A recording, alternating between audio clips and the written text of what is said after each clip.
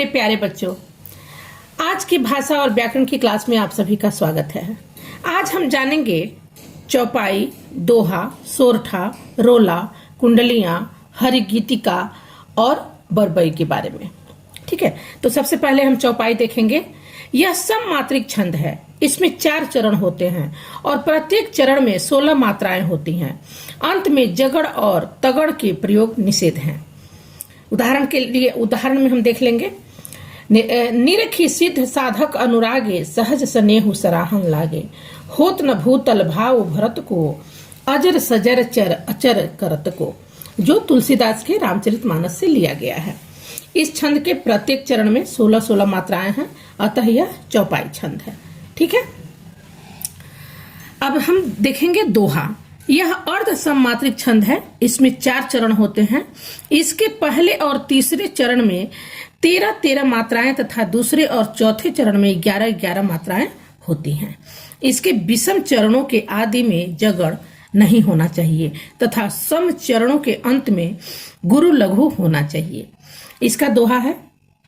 लसत मंजू मुनि मंडली मध्य, सीय रघुचंदु, ज्ञान सभाम जनु तनु धरे, भगति सचितानंदु।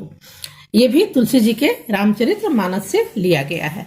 इस पद्य के पहले और तीसरे चरण में 13-13 मात्राएं हैं और दूसरे तथा चौथे चरण में 11-11 मात्राएं हैं, अतः यह दोहा छंद है। ठीक है, आगे देखेंगे हम सोरठा। यह अर्ध सममात्रिक छंद है। इसके प्रथम और तृतीय चरण में 11-11 मात्राएं तथा द्वितीय और चतुर्थ चरण में 13-13 मात्राएं होती हैं।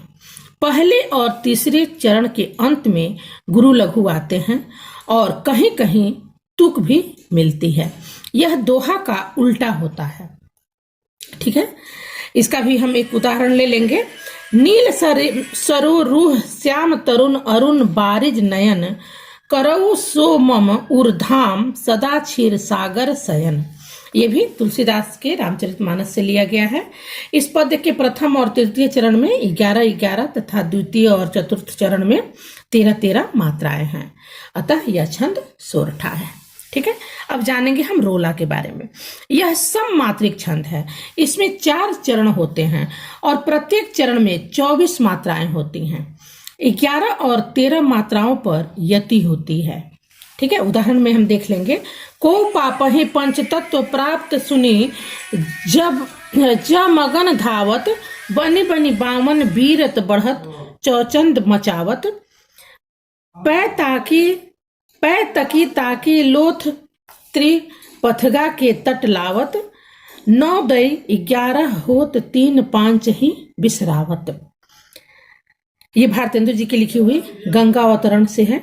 इसके प्रत्येक चरण में 24 मात्राएं हैं, 11-13 पर यति है, अतः यह छंद रोला है। ठीक है, आगे जानेंगे हम कुंडलियां।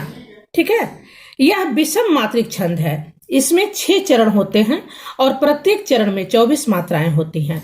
आधे में एक दोहा और बाद में एक रोला जोड़कर कुंडलियां छंद बनता है।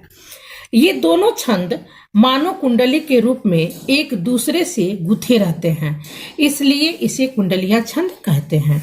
जिस शब्द से इस छंद का प्रारंभ होता है उसी से इसका अंत भी होता है।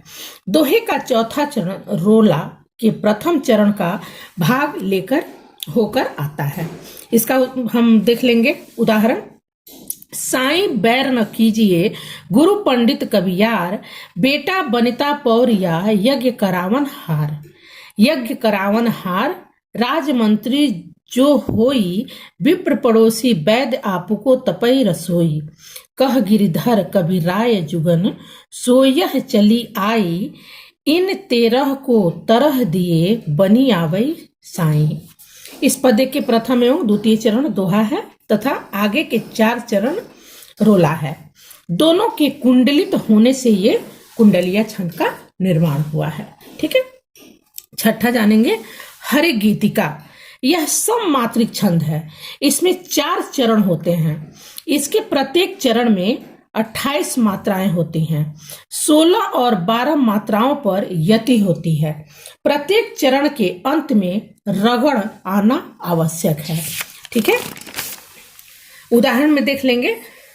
खग वृंद सोता है, अतः कलकल नहीं होता वहां, बस मंद मारुत का गमन ही मौन है खोता जहां। इस भांति धीरे से परस्पर कह सजगता की कथा, यूं दिखते हैं वृक्ष ये वो हो विश्व के प्रहरी यथा। ये हरिऔंध जी की लिखी हुई प्रिय प्रवास से लिया गया है। अब है बरवई। यह अर्ध सम्मात्रिक छंद है। इसके प्रथम और तृतीय चरण में 12-12 मात्राएं तथा द्वितीय एवं चतुर्थ चरण में 7-7 मात्राएं होती हैं। सम चरणों के अंत में जगड़ होता है। उदाहरण के लिए देख लेंगे इसमें। चंपक हरवा अंग मिली, अधिक सुहाई, जानी परय सिय हियरे, जब कुम्हिलाए। ये भी तुलसी जी की रचना है, बरवई रामायण से लिया गया है।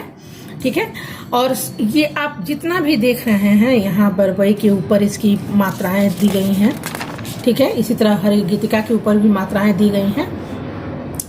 और उम्मीद है मुझे समझ में आया होगा आप लोगों के। अगले वीडियो में मैं कुछ और लेकर के आऊंगी। तब तक के लिए गुड बाय।